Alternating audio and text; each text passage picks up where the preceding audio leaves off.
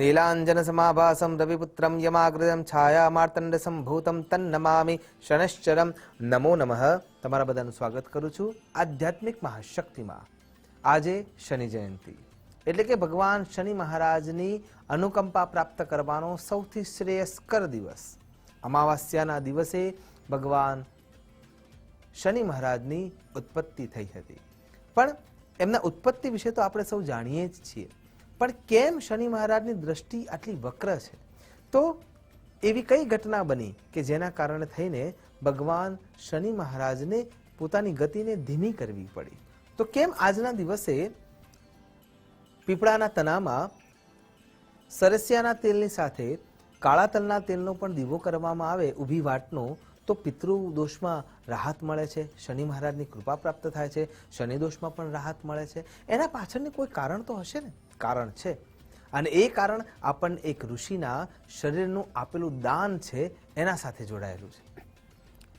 વૃત્રાસુર નામનો જે દૈત્ય છે, જે દેવોને પરાજિત કરીને બેઠો છે, અને એ દૈત્યનો નાશ એ જ કારણે થઈ શકે કે જેને ક્યારેય ક્રોધ ના કર્યો હોય એવા કોઈ દિવ્ય પુરુષના શરીરના હાડકામાંથી બનાવેલું જે હથિયાર છે, જેને આપણે વજ્ર કહીએ છીએ, અને એ પ્રહારથી જ એનો લે તો એ દધીચી મહારાજ મળે છે. અને એમને જ્યારે વાત કરવામાં આવે છે ત્યારે સહર્ષ તત્કાલ તેઓ પોતાના શરીરનું દાન કરી દે છે, અને એમના શરીરના હાડકામાંથી વજ્ર તૈયાર કરવામાં આવે છે.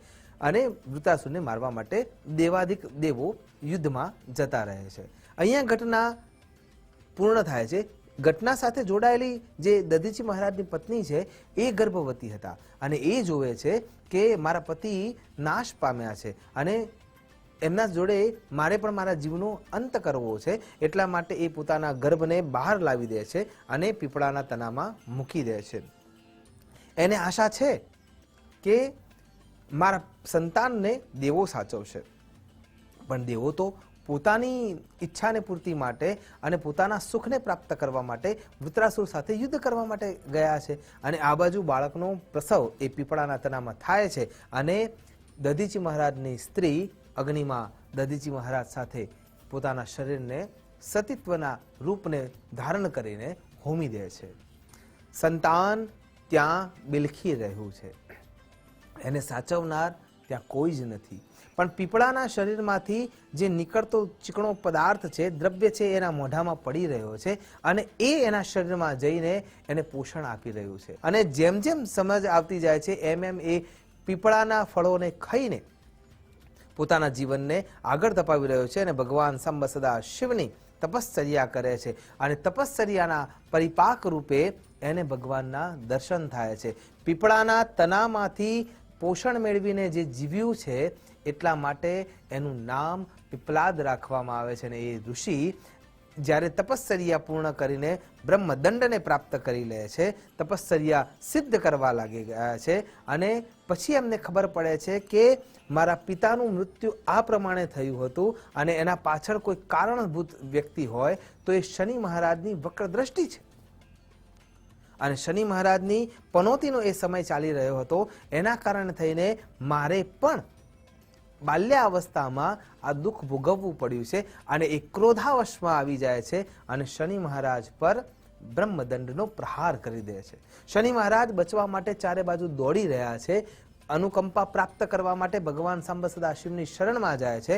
ભગવાન એમને અભયદાન આપે છે, અને બ્રહ્મદંડને પાછું ખેંચવા માટેનો હુકમ આપે છે.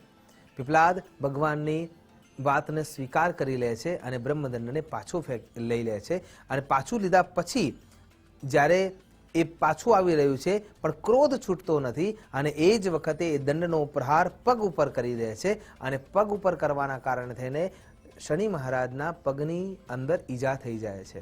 અને એ દિવસથી એ બ્રહ્મદંડના પ્રહારના કારણે થઈને શનિ મહારાજ મંદ ગતિમાં આવી જાય છે, પગ લંગડાઈને ચાલી રહ્યા છે.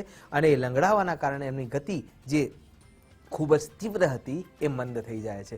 અને એટલા માટે શનિ મહારાજને એક નામ મળે છે મંદ.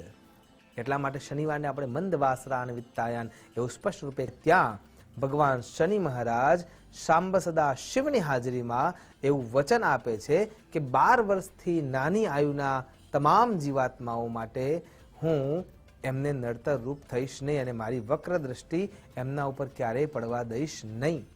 ત્યારથી જે પીપળા ઋષિએ ત્યાં જ તપશ્ચર્યા કરી પીપળાના વૃક્ષના નીચે, એટલા માટે ત્યારથી જ એવું માનવામાં આવે છે કે જો પીપળાના તનામાં જે ભગવાન સાક્ષાત વિષ્ણુનારાયણનું સ્થાન છે, ત્યાં અનેક ઋષિઓએ તપશ્ચર્યાઓથી રત થયેલા છે અને એના સાથે પીપળો સ્વયં અશ્વત્થ વૃક્ષોમાં ભગવાન વિષ્ણુનારાયણ એવું સ્પષ્ટ રૂપે કહે છે કે હું અશ્વત્થ છું અને એટલા માટે ત્યાં પીપળાના તનામાં શનિ મહારાજની અનુકંપા પ્રાપ્ત કરવાના ઈચ્છાથી જો તલના તેલનો દીવો કરવામાં આવે તો પિતૃઓની કૃપા પ્રાપ્ત થાય છે. એટલા માટે જ આજના દિવસે જ્યારે શનિ જયંતિ છે તો સૌથી શ્રેષ્ઠ ઉપાય, અમાવાસ્યાનો યુગ્મ છે તો સૌથી શ્રેષ્ઠ કોઈ માર્ગ છે શનિ મહારાજની અનુકંપા પ્રાપ્ત કરવાનો, કૃપા પ્રાપ્ત કરવાનો અને એમની આરાધનામાં અગ્રસરતા પ્રાપ્ત કરવાનો. તો આ કેટલાક ઉપાયો છે એ કરવા ખૂબ જરૂરી છે. એમાં સૌથી પહેલો અને શ્રેષ્ઠ ઉપાય છે શનિ મહારાજની આરાધના વખતે ત્યાં શનિશ્ચરની આરાધનામાં તમે શનિ મહારાજના વિવિધ મંત્રો દ્વારા એમનું આરાધન કરી શકો છો, શનિ ચાલીસાનો પ્રયોગ કરી શકો છો, શનિ મહારાજના અલગ અલગ સ્તોત્રનો ઉપયોગ કરી શકો છો.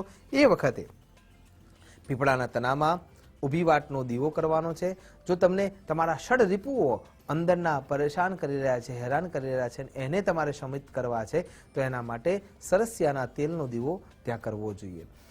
તલના તેલનો દીવો કરવાથી પણ તમે એ પ્રાપ્ત કરી શકો છો શનિ મહારાજની અનુકંપા. એનાથી વધારે જો વિચાર કરીએ તો શનિ મહારાજના શનિ દોષમાં અને 7.5 કે 2.5 અંદર પણ જો આપણને રાહત જોઈએ છે તો એ પ્રાપ્ત કરવા માટે ત્યાં કાળા તેલનો દીવો ઊભી જ વાટનો ત્યાં કોડિયામાં કરવો જોઈએ. આમ કરવાથી પણ આપણને રાહત મળી શકે છે. સૌથી વધારે પ્રબળ વિચાર કરીએ શનિ મહારાજની અનુકંપા પ્રાપ્ત કરવાનો, એમની કૃપા પ્રાપ્ત કરવાનો, તો જે જરૂરતમંદ વ્યક્તિઓ છે એમને આજના દિવસે અડદનું ભોજન કરાવવું જોઈએ, કાળા કલરના વસ્ત્રોનું દાન કરવું જોઈએ. આશા રાખું છું ભગવાન શનિ મહારાજની અનુકંપા પ્રાપ્ત કરવા માટે સ્તુતિ દ્વારા, જપ દ્વારા, તપ દ્વારા, કર્મ દ્વારા અને વિચાર શુદ્ધિતાના દ્વારા ભગવાનને આપણે યજિત કરી શકીએ અને શનિ મહારાજની અનુકંપા પ્રાપ્ત કરી શકીએ. એ જ અભ્યર્થના સાથે નમસ્કાર. અસ્તુ સદા. શિવોહમ. નમો નમઃ.